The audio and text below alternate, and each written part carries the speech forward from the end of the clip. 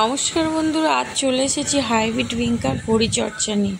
অনেকেই বলেন যে হাইব্রিড ভিঙ্কা করতে পারছেন না। আমার ভিডিওটা শুরু থেকে শেষ পর্যন্ত দেখলে আপনাদের আশা করি কোনো সমস্যাই হবে না হাইব্রিড ভিঙ্কা গাছ তৈরি করতে। আর একবার যদি এই প্ল্যান্ট কিনে আনেন, বাজার থেকেও বারবার কিনতে লাগে না। তো বন্ধুরা, আমার যারা পুরানো বন্ধু তারা জানেন আমার চ্যানেলের শুরু বা বিভিন্ন রকমের এই ভিঙ্কা নিয়ে আমি ভিডিও দিয়েছি। তো আমার ভিডিওগুলো যারা ফলো করেন তাদের আশা করি এই গাছ করতে আর অসুবিধা হবে না। তো বন্ধুরা, যারা নতুন আছেন প্লিজ সাবস্ক্রাইব করবেন আর পাশে থাকা বেল বাটন অন করে দেবেন। এই ভিডিও আমি দেখাবো যে কিভাবে আপনারা কোনো খরচ ছাড়াই গাছ করতে পারেন বা বাড়িতে থাকা জিনিস দিয়ে, সামান্য কয়েকটা জিনিস দিয়ে কিভাবে আপনারা সুন্দরভাবে গাছ করবেন। তো প্রথমে আমি নয়নতারা গাছে কাটাই ছাঁটাই করব। তার জন্য আমি বাড়িতে থাকা ডেটল কটন দিয়ে ভালো করে আমি যে কাঁচিটা দিয়ে কাটবো, ভালো করে কাঁচিটাকে ওয়াশ করে নিলাম। কারণ ফাঙ্গাস বা ব্যাকটেরিয়ার অ্যাটাক হতে পারে ডালের মধ্যে, যে জায়গাটা আপনারা কাটছেন, সেই জন্য আমি এটা এইভাবে ওয়াশ করে নিলাম। আপনারাও অবশ্যই করবেন, আর না থাকলে ভালো করে সাবান দিয়ে ধুয়ে মুছে নেবেন। এরপরে আমি দু একটা পাতার নোট এরিয়া রেখে সমস্ত ডাল কেটে ফেলছি। আর বন্ধুরা, আগে দেখেছেন আমার এই গাছ আরও একটা আছে, এর পাশে সাদা এরকমই ফুল হয়, একটু ক্রিম কালারের আভা আছে আর মাঝখানে মেরুনের ডট। তো এই গাছটা কেটে ফেললাম আমি আরও বেশি ব্রাঞ্চ নেব বলে, আরও বেশি ফুল নেব বলে। আর একদমই ছোট্ট 4 ইঞ্চির একটা সাদা গ্রো ব্যাগে হয়েছে। এই গাছগুলো কিন্তু কোনোটাই আমার কেনা না। আমার 1 বছর আগে আগস্টের ভিডিও, এখনও আগস্ট মাসটা আসেনি। তো আগস্টের ভিডিওতে আমি 2টো গাছ নিয়ে শুরু করেছিলাম আমার চ্যানেলের ফার্স্ট ভিডিও। তার মাদার প্ল্যান্ট যে বীজ ছিল তার থেকে আমি এই নিয়ে 3টে জেনারেশন গাছ লাগিয়ে ফেলেছি বা করে ফেলেছি। বন্ধুরা, ভিঙ্কার যেখানে পড়ে আছে সেই জায়গাটা ঝাঁট দিয়ে আপনারা যদি কোনো টবের মধ্যে রাখেন, সেখান থেকেও চারা তৈরি হবে। কারণ এর অসংখ্য বীজ হয় আর সেই বীজগুলো নিজের থেকেই ফেটে এদিক ওদিক পড়ে যায়, কখনো টবেতে, কখনো টবের নিচের মেঝের মধ্যে। তো সেটা ঝাঁট দিয়ে যদি আপনারা টবে যে ভরে রাখেন, সেখানেও সুন্দরভাবে আপনারা গাছ পাবেন।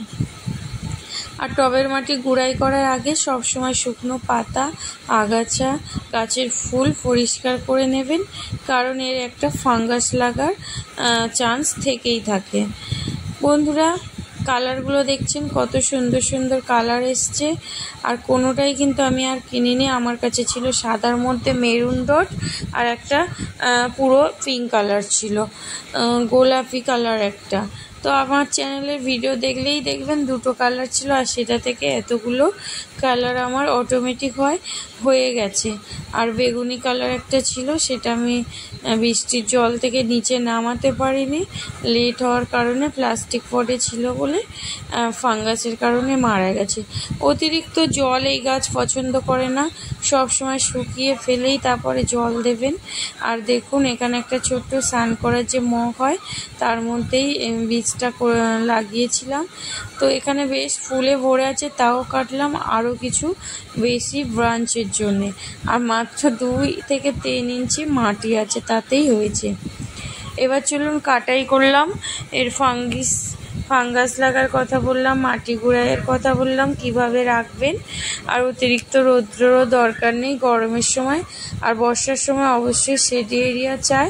আর না হলে আপনারা 4 ইঞ্চির মাটির টবে লাগিয়ে রাখুন, বর্ষার মধ্যে ছাদেও গাছটা হবে। আমার ছাদেও কিছু গাছ আছে, সেই ভিডিও মাঝে মাঝে করি, আর এগুলো আমি নিচে রেখেছি। তো দেখছেন যে কতগুলো ডাল আমি কাটা দেখালাম, তা এটা আমার কিছুদিন আগে। তো এতগুলো ব্রাঞ্চ নতুনভাবে এসছে। এবার চলুন ফ্রিতে ফার্টিলাইজার দেখাই। আপনারা রেগুলার যেগুলো ফেলে দেন, চাল আর ডাল ধোয়া জল, আমি সেটাই দিই এই নয়নতারা গাছে। তো বন্ধুরা, এখানে আমি চাল ধোয়া আর ডাল ধোয়া জল নিয়েছি, আর এর সাথে ফাঙ্গিসাইড অবশ্যই মাসে 1 বার দেবেন। আমি এখানে রেডো বলে একটা কোম্পানির ফাঙ্গিসাইড দিচ্ছি। আপনারা চাইলে সাফ, ব্যাবিস্টিন, না থাকলে ঘরের কিচেনের হলুদ 2 চামচ করে 1 লিটার জলে দিয়ে দেবেন। এতে কোনো সমস্যা হবে না। আমি আগের মাসে হলুদ দিয়েছিলাম, এই মাসে রেডও বলে এই ফাঙ্গিসাইডটা দিচ্ছি। বন্ধুরা দেখুন টবের মাটির গোড়াতে বেবি প্ল্যান্ট ভরে আছে। তো এইভাবেই আমি করি। আমার কাছে এখন নয়নতারা গাছ লাগানোরই জায়গা নেই, এত গাছ হয়ে গেছে। তো আপনারাও এইভাবে চেষ্টা করুন। আর কালার এত কিভাবে হয়, অনেকে হ্যান্ড পলিনেশন করেন, আমি কিন্তু একবার ট্রাই করেছিলাম, তারপর আর কখনো হ্যান্ড পলিনেশন করিনি।